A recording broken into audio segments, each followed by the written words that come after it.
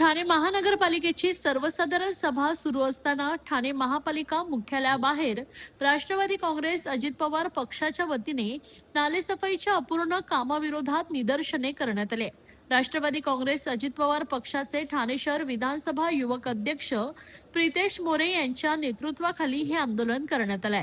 नालेसफाईची मुदत संपूनही काम पूर्ण झाले नसल्याचा आरोप यावेळी केलाय।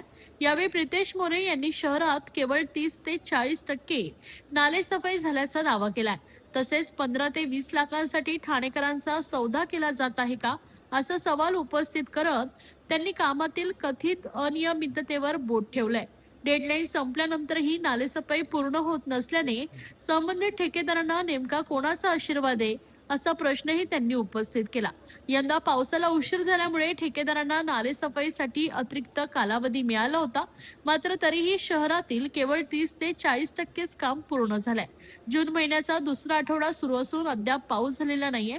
अशा परिस्थितीत जर आतापर्यंत जोरदार पाऊस झाला असता तर ठाण्यातील अनेक भागांमध्ये घरांमध्ये पाणी शिरण्याची वेळ आली असती, असेही मोरे यांनी सांगितलंय।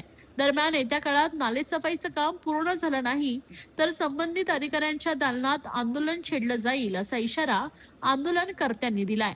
या संदर्भात प्रितेश मोरे यांनी माध्यमांशी संवाद साधलाय, पाहूयात। आंदोलन याच्यासाठी होतं की मागील 15 दिवस मी नालेसफाई संदर्भात संबंधित अधिकाऱ्यांना भेटत आहे, तर प्रत्येक वेळी एकच कारण सांगण्यात येते की फ्लोटिंग येते।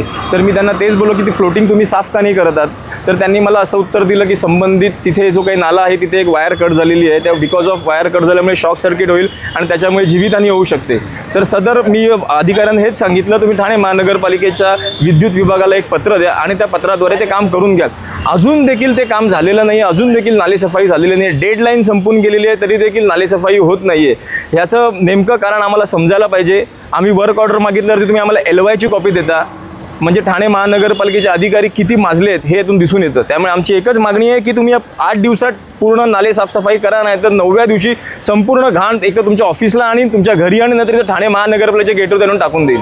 कुठे कुठे जाणवले तुम्हाला हे असं? संपूर्ण ठाणे शहरामध्ये तर तो आपला जेलच्या इथला नाला असू द्यात, आपल्या चंदनवाडीतला नाला असू द्यात, आपल्या वंदना डेपोचा नाला असू द्यात, तो तर असा डेपो आहे तिथे सर्वात पहिले पाणी तिथे भरलं तर त्याच्यानंतर आपला माजिवडाचा नाला असू द्यात, कॅडबरीचा इथला उतळसरचा नाला असू द्यात, सगळेच नाळे म्हणजे ठाण्यातले कुठेच नालेसफाई झालेली नाहीये। कळवा मुंब्रा तर लांबची गोष्ट राहिली। हाय खुशी। हाय निकिता।